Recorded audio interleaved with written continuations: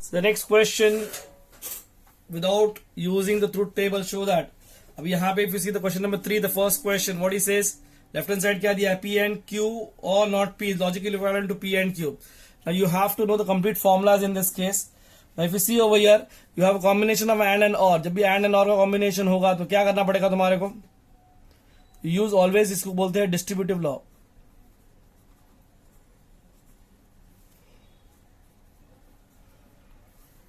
Distributive law में क्या करते हो तुम? एंड इज डिस्ट्रीब्यूटिव ओवर और, या और विल डिस्ट्रीब्यूट ओवर एंड. जैसे P into Q plus not P होता तो कैसे लिखते हैं अपन उसको? P इंटू क्यू लिखते हैं, मतलब P इंटू क्यू मतलब P एंड क्यू लिखते हैं. प्लस प्लस बोले तो जैसे और है वैसे ही लिखे और लिखे होते, and P into not P लिखते हैं, समझे कि नहीं?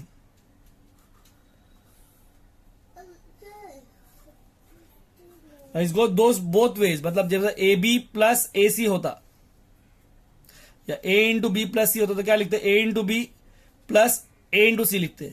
वैसे A B plus B C होता तो ए इंटू कॉमन निकाल के बी प्लस सी ब्रैकेट में, तो you can go distributive both, मतलब समझे कि नहीं? एक ब्रैकेट ओपन करना, एक ब्रैकेट इंट्रोड्यूस करना, दोनों कर सकते हैं इसमें. हाँ, इसमें फिलहाल अपन ब्रैकेट ओपन कर रहे हैं. इफ यू सी द ओ भैया पी एंड क्यू तो कुछ भी नहीं कर सकते अपन. पी एंड नॉट पी एक दूसरे के कॉम्प्लीमेंट है. कॉम्प्लीमेंट मतलब क्या हो गया? You use complement law. Complement law मतलब क्या होगा? True and false will give me what? False. So P and not P will always give me what? False. And जब भी कॉम्प्लीमेंट के साथ में एक और एक लॉ फ्री में आएगा, इसको बोलते हैं आइडेंटिटी लॉ.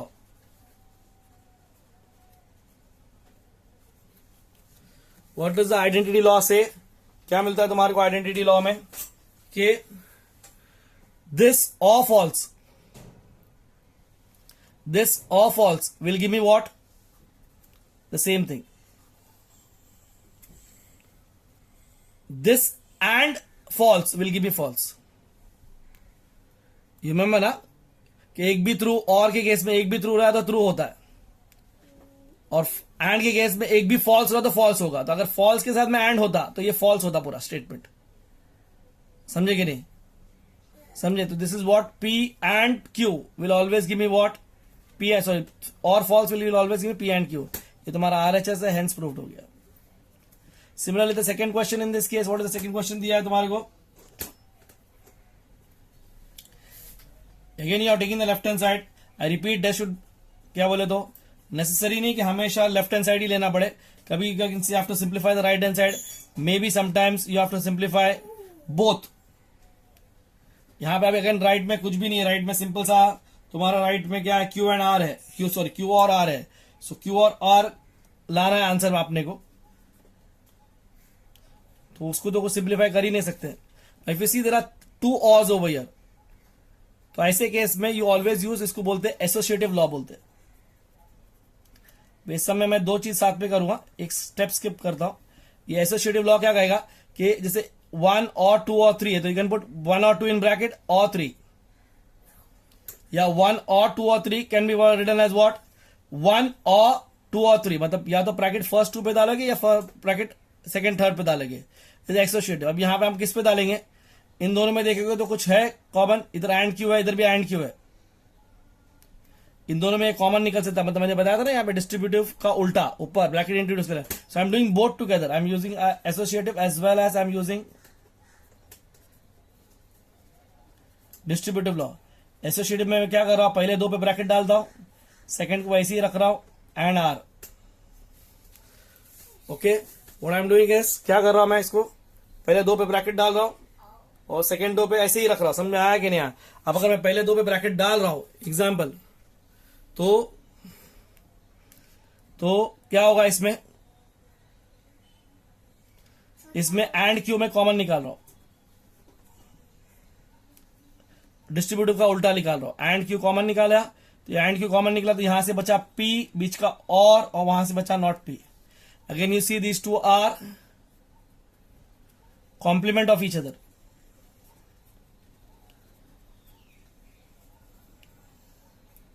और कॉम्प्लीमेंट लॉ सेज कि P और not P will give me always what? Will give me true.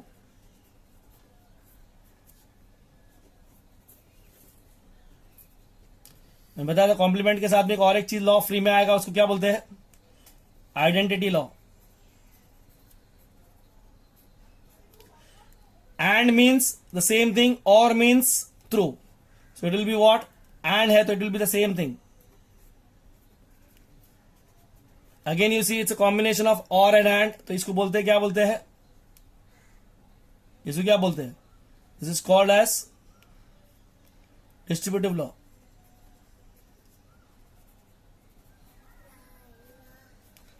What distributive law says?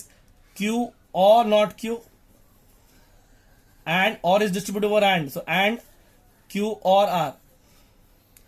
What is Q or not Q in this case? Q or not Q क्या है तुम्हारा? Q or not Q क्या है इसमें तुम्हारा?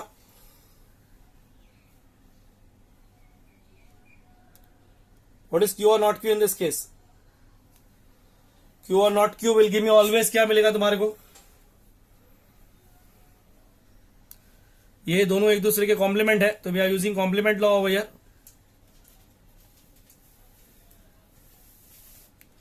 Q और not Q, true और false always will be true. So true and, ये अभी ऊपर ऑलरेडी कर चुके आइडेंटिटी लॉ क्या है किए थे.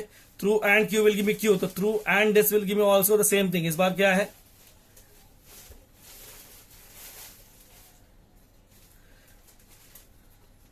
Is equal RHS, hence proof.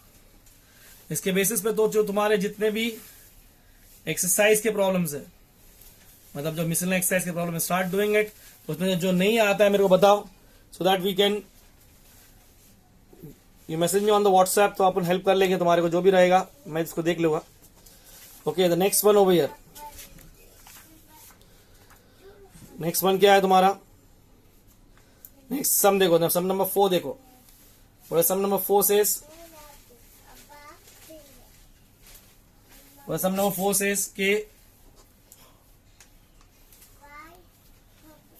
Form the negation of the following. फिर से वो जो स्टार्ट जहां पे किए थे, लास्ट टाइम जहां पे क्लोज किए थे, उसी को वापस कर रहे हैं. नेगेशन ऑफ क्या बोला उसने इस बार बड़ा स्टेटमेंट लिया, जब छोटा था. नेगेशन ऑफ क्या बोला उसने? P and Q if then not P and R. Again ये पहली लाइन लिखने की जरूरत नहीं थी. नॉट ऑफ क्या बोला? P and Q if then not P and R. now not of क्या? if then क्या? not P and R. Okay, now इसमें मेन कनेक्टिविटी देखो. मेन कनेक्टिविटी क्या है वो इंपॉर्टेंट है. यहां पे मेन कनेक्टिविटी कौन? इंप्लीकेशन है. इंप्लीकेशन मतलब नेगेशन ऑफ इंप्लीकेशन लिखो.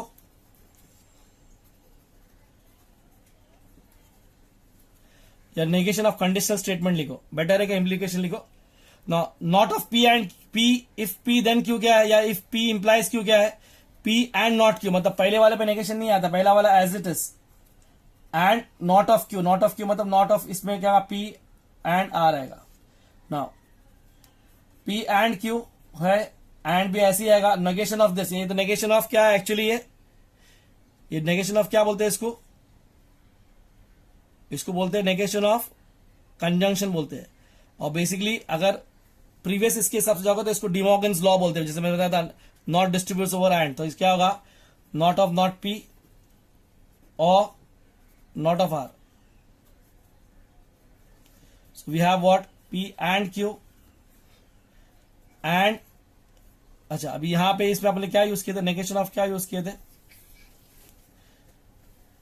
नेगेशन ऑफ क्या यूज किए थे? इसको बोलते हैं कंजंक्शन. एंड पे इस्तेमाल किया ना. Now not of not P will give me P और नॉट आर. तो ये होगा नेगेशन ऑफ नेगेशन हो गया.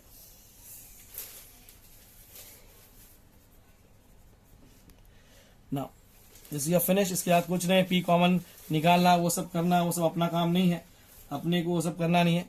नाउ एक मिनट, ओरिजिनल क्वेश्चन में यहां पे एंड था, तो ये और हो जाएगा इधर. यहां पे मैंने और एंड, ओरिजिनल क्वेश्चन में और था, तो ये एंड हो जाएगा यहां पे. अगर मैं इसको इसको एंड करता हूं तो यहां पे और आ रहा है, और यहां पे अगर मैं और करूंगा तो यहां पे मैं एंड आ जाएगा, समझे कि नहीं? Okay, second question over here, everybody please. Negation of क्या बोला उसने?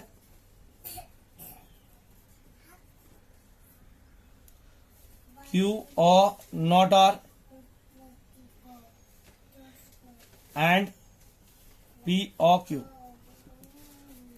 रिपीट, इसमें फर्स्ट क्वेश्चन में यहां पे और दिया हुआ है, तो व्हेन यू सिंप्लीफाई हियर, और यहां पे कंजंक्शन, यहां पे डिसजंक्शन आ जाएगा, फिर तो और विल बिकम एंड, तो ये आंसर में एंड आ जाएगा लास्ट में। ओके, आई डिड नॉट, मतलब उतना ध्यान नहीं दिया उसको। क्यू और नेगेशन ऑफ क्या होगा? ये नॉट ऑफ क्या होगा? क्यू और नॉट आर एंड पी और क्यू है। अगेन इट इज एंड मतलब डी मॉर्गन्स लॉ आ गया इस पे, या you can use the word, other word is what, क्योंकि हम नेगेशन कर रहे हैं तो अपन लिखेंगे नेगेशन ऑफ, क्या लिख रहे हैं इसको? एंड है तो नेगेशन ऑफ क्या होगा? कंजंक्शन आएगा, तो आएगा नॉट ऑफ क्यू और नॉट आर और नॉट ऑफ पी और क्यू। अगेन रिपीट, ये और पे, दोनों भी और पे है, तो it is what? Negation of disjunction होता है।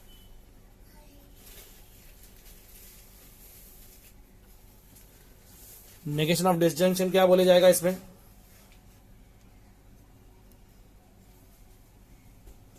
What is negation of disjunction in this case? के will be not Q and not of not R, or not P and not of Q। अब ये 1 2 3 को तो सिंप्लीफाई नहीं कर सकते, जैसे है वैसे ही रहेंगे। Not of R can be written as R,